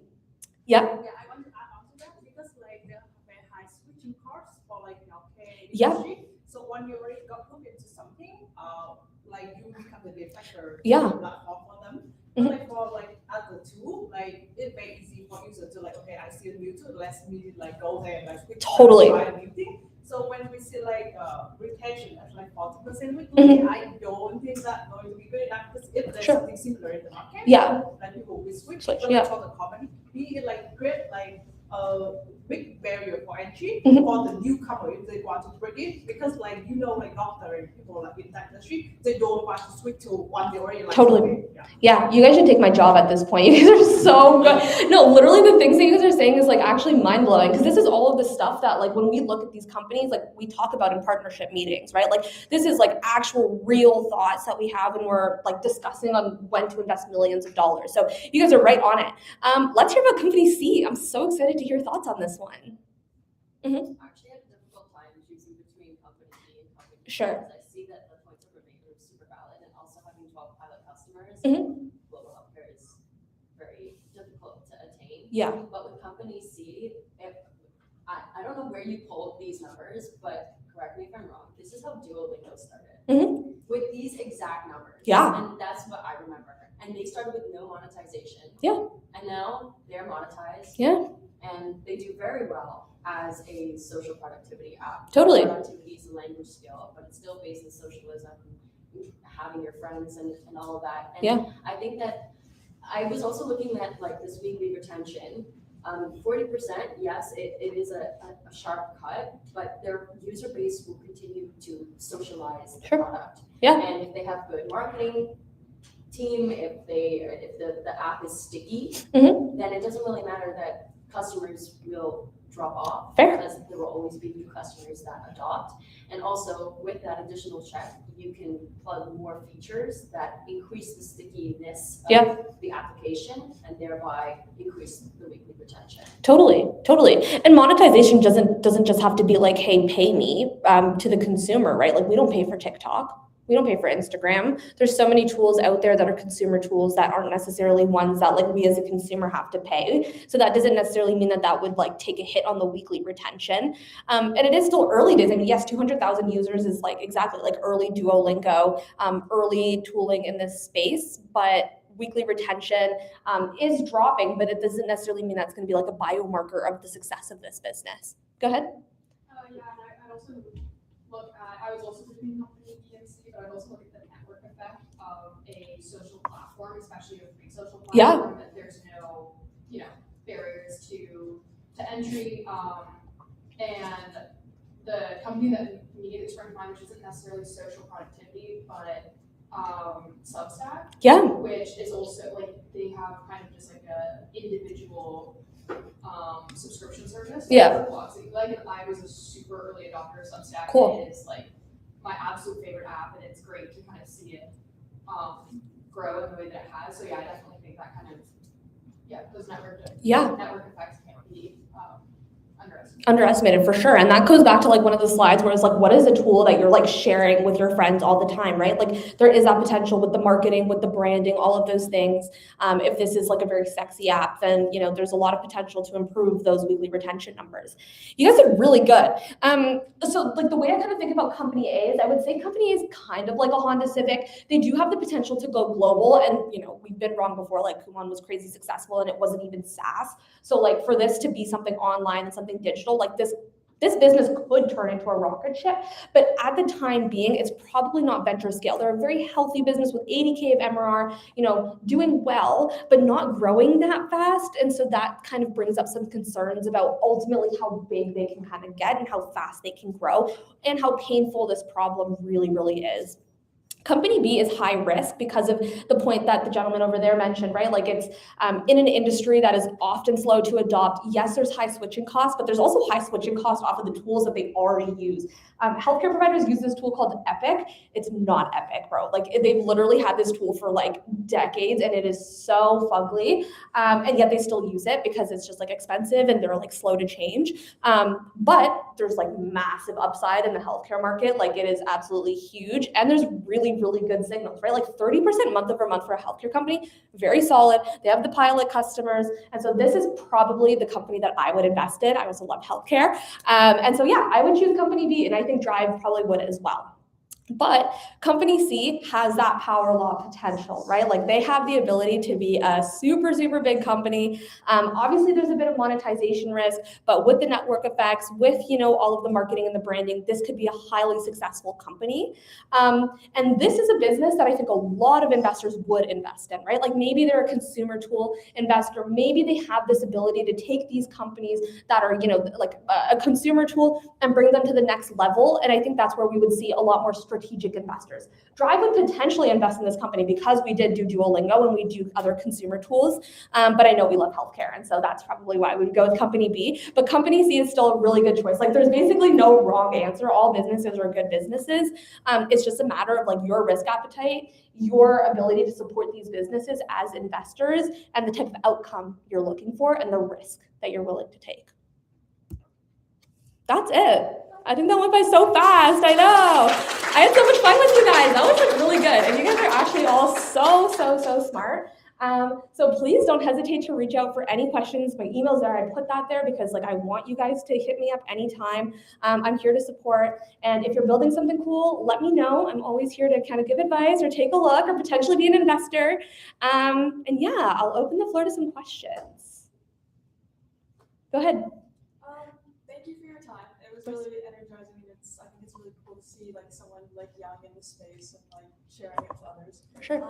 But I guess maybe to like ground it more in like this conference, which is about like AI ethics. I think there's a lot of like in this industry like chasing like the revenue, like the profits, and then trying to like expand it to like the general public in ways that are like maybe not as like could use a bit more like sensitivity or like caution. Yeah. And so because it's so like maybe like unsexy, some of these like aspects of like AI or like emerging companies. Like, what kind of like how does a VC go about like trying to make sure like those aren't compromised? Yeah, that's a really good question. I think it's really important and something that VCs who come in early like me care a lot about and can also help mold, right? Like I think if an investor comes in at a point where it's probably like too far gone, then that's up to the investor's discretion if they want to get in bed with those people. But for me as an investor, like we evaluate all of those things before we actually invest. It's like, what is your product roadmap? Like, what are those potential features that you're looking to build out? How are you planning on going to market and thinking about baking AI into your tooling and also the ethicality of that? And so those are actually pieces that we really care about because, obviously there's just the ethics of it, but also there's massive liability for venture funds too, right? We only have so much to invest and we have people from the top looking at us that give us the money, right? And so we have to basically go back to our investors and be like, we invested in these companies and we believe they're going to be successful because of X, Y, and Z. And obviously if a company is acting unethically, that creates massive repercussions for everybody. And so we're just very, very careful about that early days, pre-investment. Post-investment, if we see companies moving in that direction, luckily we have a chunk of the company and often a board seat. And so we can kind of dictate hey, that's not freaking cool. Stop doing that. Let's kind of reevaluate how to get through this. But it is a partnership, right? I said that a million times. It's we're in a marriage. We work through these things together. And so if there's growth, stagnation, or challenges that exist with the product, we're there to work with them through that. Go ahead. What does the roadmap usually look like with one of your teams from idea phase into future In terms of like investment, like if we're like finding another. In terms of investment, support, network, and then also just the development of the team. Some people, I'm sure, must come to you as just sole individuals. Team. Oh, so you're saying like for the company, like let's say post investment, like how do they grow and scale? Okay. Yeah, it's a good question. I mean, yeah, you kind of see a mix. Like you'll see often, like we look for lean teams, which is like ideally, there's like a technical co-founder on the team that can kind of handle the technicalities, and then someone that can handle more of like the operations, go to market, the sales. So yeah, sometimes it's a solo founder. Like there's some legends out there that can do it all, which is really cool. But we often kind of want them to have a co-founder come onto the team post investment, and they'll have the capital to like pay for salaries and stuff. And so we probably see that team start to grow in terms of like founding team. Yes. You want to see a co-founder come on post-investment or pre-investment? I think that depends on the nuance of like if you can afford to pay for a co-founder. There's only like, I think the teams that exist that are like a co-founding team that are like really in it to win it pre-investment, like I think that's really good signal because you're really bought into the idea. I think sometimes it's like if you have to pay someone to kind of come on as like a co-founder, it's one of those things where it's like how bought in are you? Like were you willing to do this for like $0? But we also have to be very sensitive that like people have families, like people need to make income. Like it's very understandable in like this economy that, people need to like make a living wage. And so sometimes you'll see folks that are like still working full time at like Google or whatever. And then like post fundraise will come on, full time into the business. And like, that's something that we just like as investors have to be more comfortable with. And then it goes back to that slide about like team, right? Like assessing your gaps. So you'll hire eventually for people where you're like, okay, we don't really know how to do marketing or growth or sales. You hire people in that way, and then you continue to generate revenue until you're maybe ready for your next round of fundraising. And then you'll go out for your seed, and we would love to invest in your seed if you're doing well, or otherwise we'll help you get other investors externally. And you kind of continue to grow in that direction where you hire for the gaps that you have. You install, like more features into the product to like help build it up to get higher contract values, and then you're like really running. Go ahead. I was just wondering how you got involved in VC in undergrad, or like what advice would you give to someone who is looking to get involved? That's a really good question. I remember when I was in school, it was like I had a graduating class of 600 people in like commerce, and I was the one person like in venture from early stage to growth, like the only person. Like there was literally no one else. I think now there's a lot, like all of you guys are in this room, like that makes my heart so warm. It's like, wow, people actually want to learn about venture, which is super cool. And so I think like the way I broke in was in my first year of school, I like reached out to a bunch of funds. I was like, I don't know anything, but like I just want to be, I can even be unpaid. I just want to help and like learn.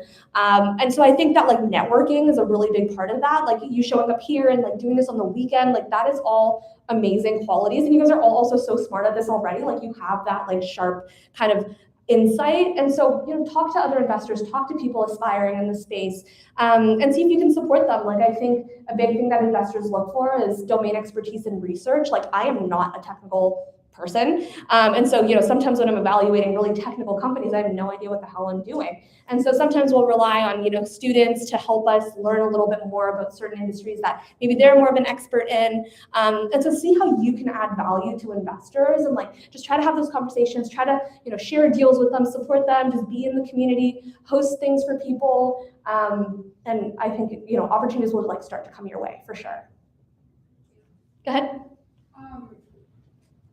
How do you think, sorry, this is a little too personal, but how do you feel not being a founder working in the venture space? Because I talked to like a lot of, or a few VC firms in Canada, and I find that it is kind of strange that it seems to be a lot of like finance, business people, like you're seeing a lot of econ degrees in the venture space in Canada compared to, like YC in the US and whatnot, but I think you see a lot more kind of founder-led funding. Sure. And I was wondering if you had Any thoughts on that? Or Yeah, it's a good question. It's something that someone asked me literally 3 years ago, and I actually still think about it to this day. It's like, you are not a founder, and I actually have operated before. So I have been the first hire at a founding company. And so they ask how do you have empathy, founder empathy, if you haven't really been I wasn't the co-founder of that company. I was the first hire, and so was there and obviously saw all of the growing pains, but I wasn't as bought in. And so, yeah, how do you have founder empathy? I think that's a really good and very fair question, especially for founders that are looking for my money. And I think it's one of those things where there's no easy answer. No, I haven't co-founded a successful company. I will never lie about that. But I would say what's really important is being a good partner. I think it comes down to the person that you are. If you have deep-rooted care and all of my investments, I care about those companies so much. I'm texting them over the weekend. They're sending me shit at midnight and I'm putting out fires. And that's because I actually care. And so I think for investors that maybe don't have the founding background, I don't think that that's really a big deal. I think it can help with empathy, but I also don't think that it's mutually exclusive. I think you can still have a lot of great founder empathy and not have been a founder. I just think it comes down to why you're in the business. I always said, the first time when I worked in New York, I was I saw people with their companies and it was their babies. It was literally their livelihood. It was everything that they cared about. They poured their hours into it. And I was oh my gosh, I want to support that. I want to be there on the forefront of that. And so I've always cared about early stage investing for that reason, because you can actually change the trajectory of these businesses. Thank you. Sorry, just because I'm an econ major. Yeah. Interested in VC, but obviously. Totally. Yeah, anyone in this room can be an investor. I definitely don't think that there's a one and hard fast rule on a background. It's just about your care and your reason for being in the space. So I have this question. I'm sorry if it sounds dumb. No. I don't know much about venture capital and how they invest, but so they want equity, but do they also want to have a say in how things work and how does that? Yeah. Did everyone hear the question? Yes. She basically asked how do we take ownership, but do we have say in the business's success? So yes, we definitely do, because we own a chunk of the company. Let's say we give $1 million and in return we get 10% of the company. Often for, I would say maybe past a pre-seed, so a seed stage, the second round of financing, we would take a board seat. And there's a board that exists, the CEO's on the board, other investors are on the board, and we all basically sit in a room every quarter and we discuss decision making, right? We discuss the vision and the direction of the business. We discuss how sales are going and how, we want to potentially hire new people. We discuss potential fundraising for the future. We're there definitely helping call the shots, but we're not you have to do X, Y, and Z. Founders lose control of their business over time as more investors come in. And so it does get to a point where sometimes you see CEOs being booted out of their company at a very late stage because, they're maybe not performing and the board has kind of decided to replace them. But that's not the case at an early stage. We're there as more of an equal kind of partnership and supporting the decisions of the business, but not dictating them. Cool. Yeah, no worries. Thanks so much, guys. Really appreciate it.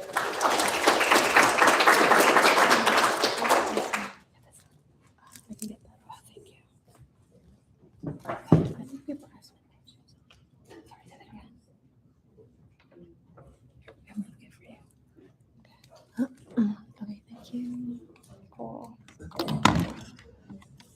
Okay, there we go. Oh my gosh, thank you so much. You're so sweet. Thank you so much. That was really engaging. Thank you. Good seeing you. Yeah, I hope the rest of the conference goes well. Thank you. Thank you. Yeah, we'll see. Okay, thanks. Okay, thank you, Naz. That was really engaging, really awesome. One more round of applause. Okay, so we are running a little bit behind schedule, and I just wanted to say we have our networking session now, and it's in the same rooms as yesterday, so band 12:30 and 12:40. But for lunch, we actually have $10 Starbucks gift cards for everybody who's here. So if you line up, we can give that to you, and you can feel free to go to Starbucks before or sometime during lunch or even after. It's not 12:40. Network was only 12:40. 12:30. Oh, no. It's over there. Okay, we can accept the like master of Karen is your razor. Yes, I guess. How was the workshop? Can you, who's, no, Oriana. So also before I do that,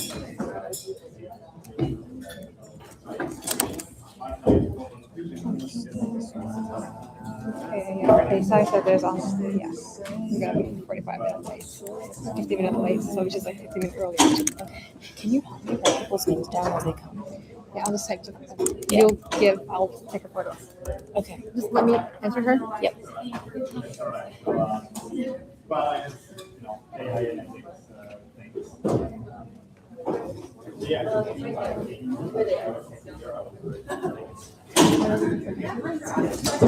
Hello. Where are people lining up? Just this way. Are we also lining up? No, we'll have No. extras for later, Okay. maybe. Okay.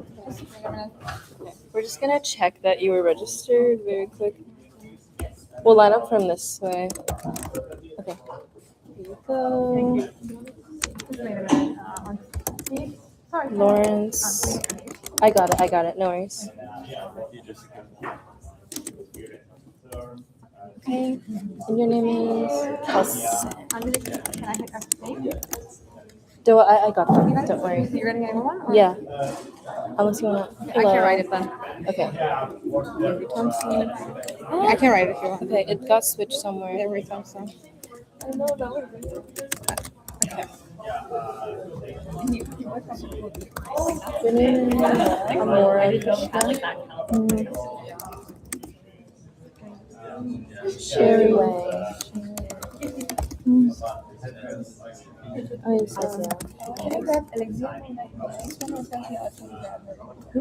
Alexia. One is. I think I remember the name. Okay. Alexia. Alexia, what's her name? Alexia. Alexia's her name. Her name, yeah. M-O? Okay, and then Monos. Okay, we're done. Okay. I remember the name. Dorothy. Oh, that's Dorothy. Thank you. Thank you. Alex Wong. Oh yeah, I remember you. that. Yes. Jill Yang. Mm-hmm. Can I ask you when you have to come back to this room? What's time? Two. What is the section about? The section is the Women in Careers. Oh, okay. CF Career panel. The panel, yeah. Hello. And you. Mm-hmm.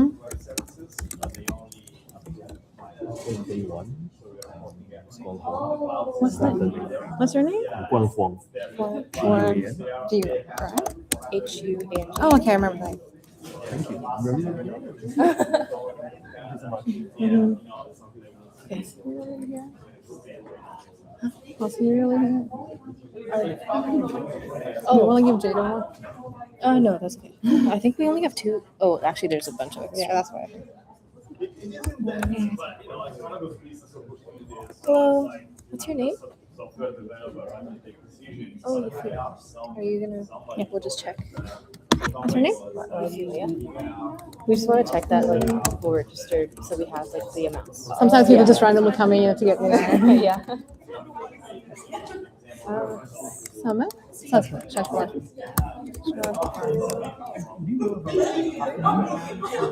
So at 2 p.m. we have the Women in the CS Careers panel. They're from very different backgrounds. Can I get my friend? And then, Oh yeah, they can come. Yeah. And they're here right now? Yeah, just now. Mm-hmm. This is your name. What's your friend's name? Bahar. Yeah. Okay. and then at the end we have. His friends as well. He has his registration. That's okay. Yeah, that's okay. Yeah. Totally good. Yes. And then after that we have a talk on responsible AI as a researcher at UofT. Yeah. And then we're doing awards at the end because we had a competition and so people submitted their work and we'll do a display.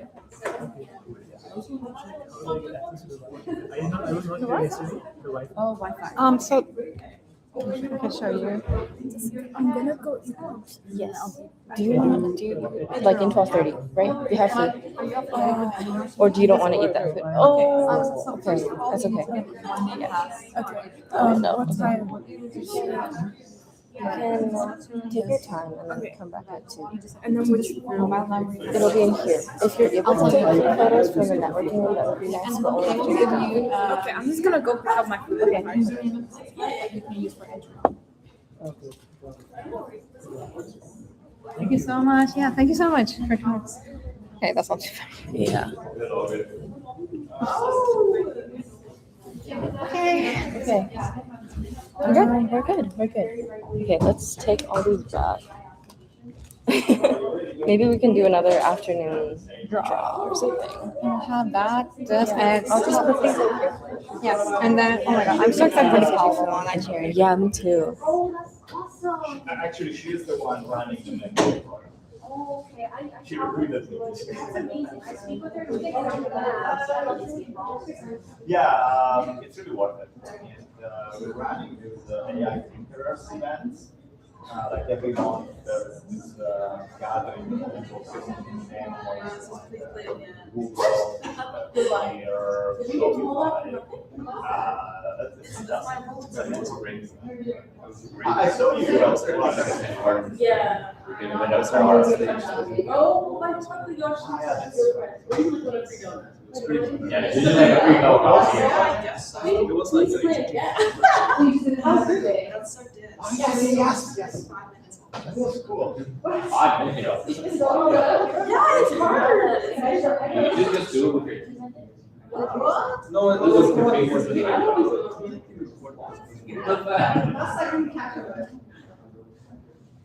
Alright, how do you get the, oh, you already looked. I want the $10. Yeah, on the 2.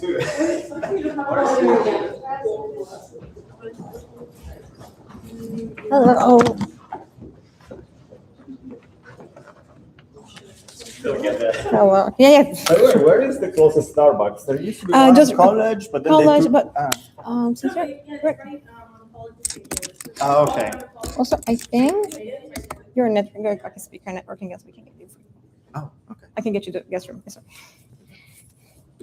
But Are we allowed to get the Starbucks? yeah, you can. Okay, awesome. Here you go. Yeah. What time did you come here? What time did you arrive? Like 20 minutes ago.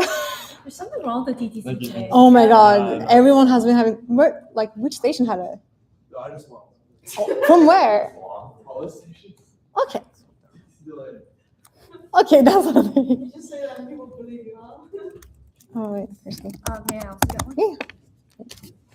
It's funny how I actually worked at the UofT for a while, and I used to go to a Starbucks that I believe is in the same place, but at some point they took down the building. They made a new building. They reopened Across the college street. Yeah.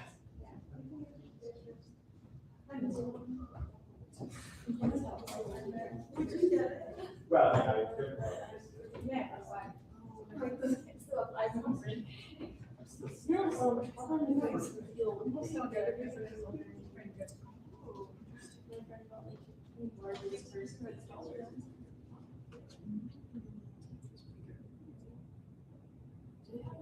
Because the one nearby closed, right? Yeah, the one was right there. I mean, they were doing that building, so I don't know why they shut it down. Yeah, now I want to like which I might do. It's not until about each other. Yeah, or if you walk in like a Coco or something. Oh, it's a Coco. And then they have some other place called did everyone end up going to the other?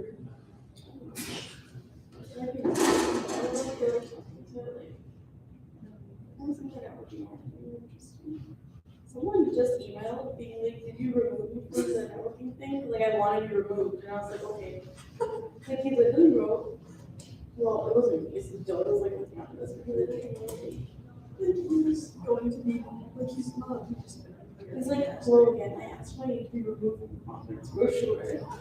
I would appreciate a couple of like, what, Anthony? Yeah.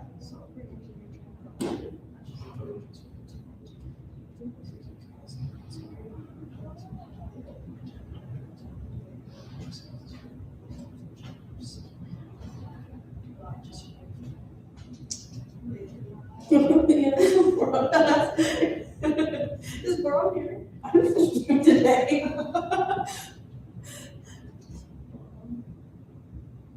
Because Ron works with almost a lot of PNGs, so they're always like together. There's a lot of like PNG people. A PNG, yeah. Is there Ellery? Yeah, Ellery's there. Actually, I know this week, I said a lot, but we have law. It's like, well, these people are here. Yeah. But this lady seems to be like, I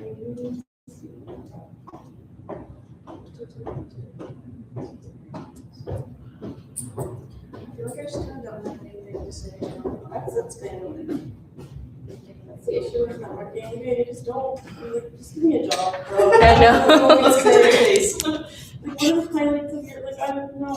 I'm using like 100 words to say something that could be said in 3 words, which is we want jobs. Wait, do you know her personally, Jess?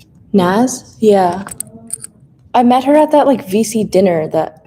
Oh, the one from a while ago? Yeah. And then that was where she was like, oh, what do you do? And I'm like, oh, I don't have my own company, but I have a club. Aren't you having that thing today?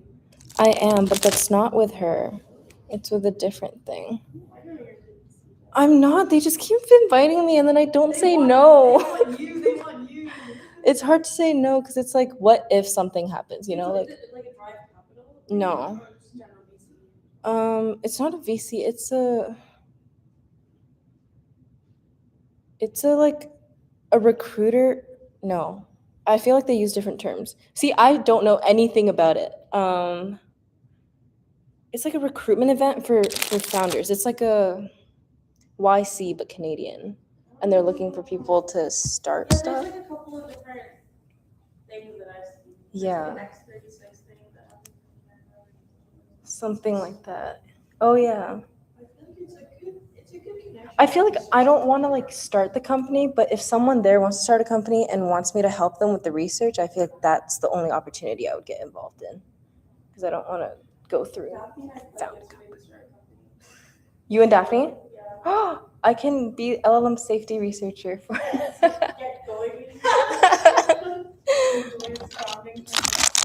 Oh. Daphne's also committed to being the coding person, so. Good. I'm not a member of technical staff. Wait, is my thing still? No, I was talking to Daphne, she was like, I don't know what to do. I was like, yeah, me neither, girl. Trust is the only one's clarity. No, I'm forced to because otherwise I'm floating around after that. That's the worst.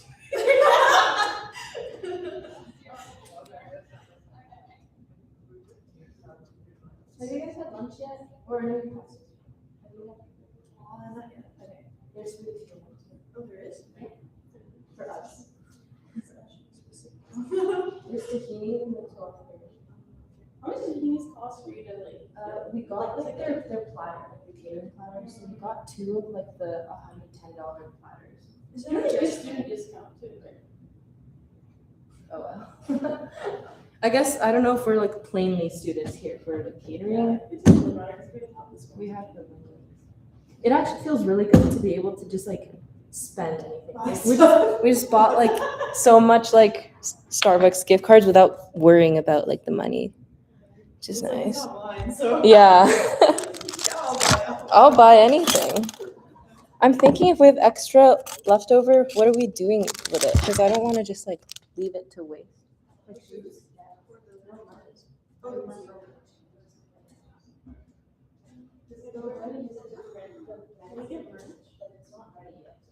Jess, should we start doing the setting up the networking? Yeah. Are people getting lunch for stuff? They are in their room. Most of them already are leaving, so I can tell as soon as you're done with your lunch, you can go to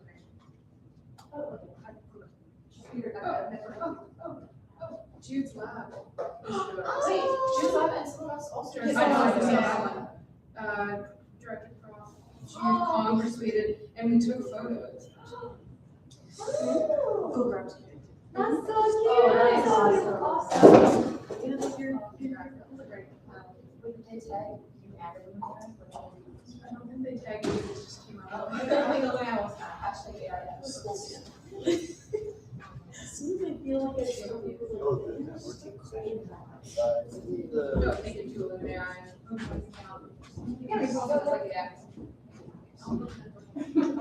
Wait, where did all the extra gift cards go? It's in the gift. Oh, Did we take them back? no, it's in the gift.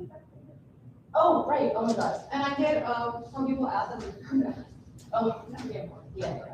He's cute. Yeah, so you can get it, but like.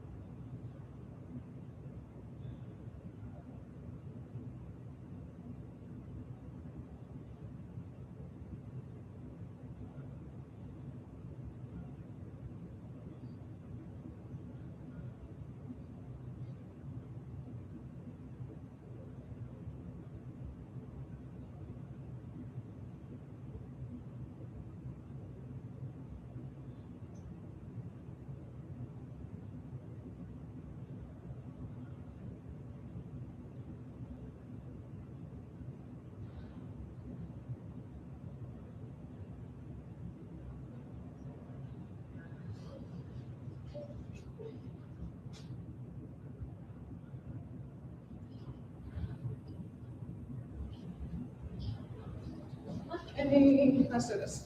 I think I just need one person to be like, this question are good. So I don't know. Okay, I think I'll look right now. I think that I can remember this one. I don't know how to. I really don't want it to be like, oh my goodness. That would be easier. So there's only one question in women in careers, and the other is just like tech AI and the question is going to be about that's what I didn't want it to be. That was like pretentious, I felt like. So your charger is here. And I'm pocket. This in here. Thank you.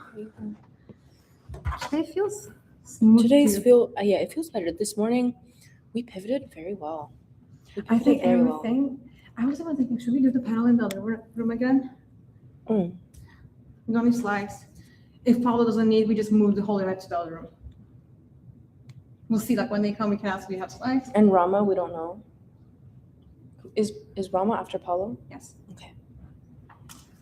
I think that right? But for awards, we Yeah. should come back here for sure. Yeah. Then maybe. Why? Because my kind of also showing I and people want. only want to. Yeah, I kind of want to show, but I don't know if we need to get their permission. We can talk to them just before. Okay. So we tell them they I win. did two general. Oh my god, I'm still streaming. Oops. We'll cut the stuff out. Yeah. No one's watching our Mhm, videos for a mhm. while.